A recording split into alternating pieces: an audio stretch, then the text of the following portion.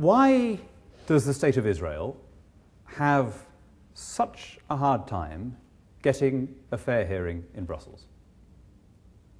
I'm forever being asked that question. I'm asked the question by Jewish and Gentile constituents in the United Kingdom. I'm asked the question with some urgency and annoyance in the United States. And of course, as you would expect, I'm asked the question most often when I come to Israel. It's the first rule of these occasions that you should try and discuss something that's relevant to your audience, so I'm going to address myself to that question. Why does Israel get such a hard time in Brussels? Now, I'm not going to suggest that this country or any other should be immune to criticism. Plainly, every nation in the world can sometimes behave hypocritically, can sometimes behave shabbily. This one is no exception. And some of the things which are criticized in Brussels are also criticized by people who are in no sense reflexively anti-Israel, are indeed criticized by people in Israel. But that doesn't explain the intensity of the phenomenon. It doesn't explain the way in which, on an almost weekly basis, there are condemnatory resolutions and angry debates about what is, at the end of the day, rather a small country, if we look at the total land surface area of the world. It doesn't explain why the European Union, even now, is banging on about what, despite all the evidence that came out subsequently, the European Parliament still refers to as the Jenin massacres. It doesn't explain the extraordinary vehemence that happened during the action in Gaza. I often make speeches in the European Parliament that make me unpopular. In fact, I struggle to think of one that has made me more popular, but I got an especially stony silence during a debate that was happening while Operation Cast Lead was in effect, and speaker after speaker rose up to say, Israel is behaving disproportionately. Right? They may, yes, of course, we understand that they're being bombed, but they have reacted disproportionately. And I stood up on a point of information and I said, Mr. Speaker, what would the honourable members consider proportionate? Would they prefer it if Israel took an equivalent amount of ordnance and rained it randomly on Gaza? Would that be proportionate? And I can tell you that that was productive of the most hostile silence that I think I've had in 10 years there. What's going on, though? What's behind this? Now, sometimes when people ask, why is the European Union anti-Israel, they answer their own question. And they say, well, of course, there's an awful lot of anti-Semitism in Europe. I'm afraid that doesn't really work as an explanation. I mean, yes, of course, there are some anti-Semitic people in the Christian Democrats. There are some anti-Semitic people on the left. But a lot of the most vocal critics of this state are, in a domestic context, people who have good and honourable records of defending equality and fair treatment for everybody. No, I think something else is going on. In fact, I've got 4 explanations, and I'm going to run through them in order. Number 1, what they call counterbalance, not having a unipolar world. Right? If the US is the chief sponsor and patron of the State of Israel, then somebody has to be the chief sponsor and patron of the nation of Palestine, even if that has led the European Union into the rather fraught situation of having to find imaginative ways to keep funneling cash to the Hamas regime in Gaza, despite its own rules on not financing terrorist organizations. Right? It's not that they're really pro-Hamas. They weren't really pro-Saddam. They weren't really pro-Arafat. They just saw it as their job to even things up. Explanation number 1. Explanation number 2, a kind of obvious one, this, but it's rarely pointed out.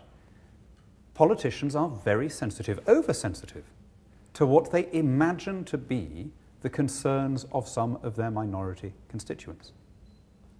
We are forever reading about the power of the Jewish lobby on Capitol Hill.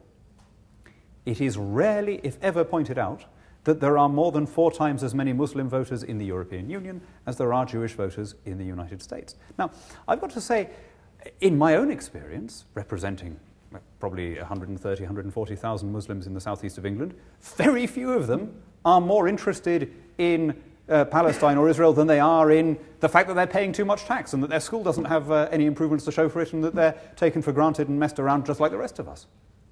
But there is a strange phenomenon that happens in politics whereby the media will very often go to the loudest and most colourful and most objectionable spokesman who happens to have a Muslim name and who has the wit to put in brackets after his name Muslim Association of Reading or whatever, even though he's never got himself elected to anything. And of course the politicians then get scared of this.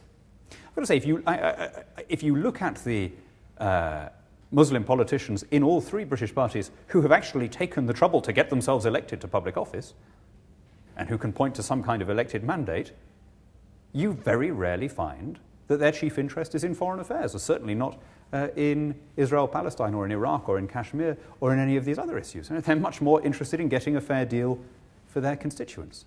But, of course, around Europe as a whole, there is a political class that feels that they can appeal to some of their voters in a cost-free way, by attacking the state of Israel. That's explanation number 2. Explanation number 3, and this is a trickier one to convey, but believe me, I've been there for 11 years, and I'm pretty confident in what I'm saying. Explanation number 3 is what I would call cultural identification. Okay? I look at this part of the world as a British Conservative, and I say, well, Israel is the country most like mine. Hey, it's not a perfect country, mine isn't a perfect country, but it's basically a parliamentary democracy. It's founded in the rule of law, in private property, in free commerce, people keep the rules. So, in the literal sense of the word, it elicits my sympathy, in the sense of fellow feeling. Now, if you are a very committed anti-globalization, anti-American Eurosophist, you see things very differently. Just as you're on the side of the small farmer who is being driven out by Walmart, so you extend that Weltanschauung to this part of the world. You're on the side of the traditional settled Bedouin societies in their flowing robes. You regard Israel as an incursion of precisely the same kind of international global culture that you resent in your own country. To put it another way, if your sympathy is with the French farmer who throws stones at McDonald's, your sympathy is probably also with the guy throwing stones at the equivalent here, i.e. the Israeli security forces. It's a tricky one to explain, but I've seen it often enough in the same kinds of people to feel confident in citing it. That was reason number 3. Reason number 4 is the biggie. And this is the one that I'm afraid you can't do anything about. So this is the bad news. Right? Israel is, simply by existing, a challenge to the intellectual basis of European integration. The EU is founded on the idea that national loyalties are arbitrary, transient, and ultimately discreditable. The nation-state is a bad thing, it causes wars, it's illegitimate. There is no purer embodiment of the ideal of the national principle than the State of Israel. There's nothing like it in human history. Here you have this extraordinary story of a people who for 2,000 years are stateless and scattered, but who never lose the aspiration of a national home. Next year in Jerusalem. And then one day, miraculously, providentially we might almost say, they fulfill it. Now if that's right, if they were right to do that, then everything that the European Union has done since 1957 was a mistake. Then people really are better off living under their own laws and their own people in their own language groups. And the whole intellectual argument for transcending the nation-state and supranationalism in Europe is false. And that is why Israeli spokesmen are always going to struggle for a sympathetic hearing in Israel. Every time they turn up, just by existing, they are rebuking the whole European system.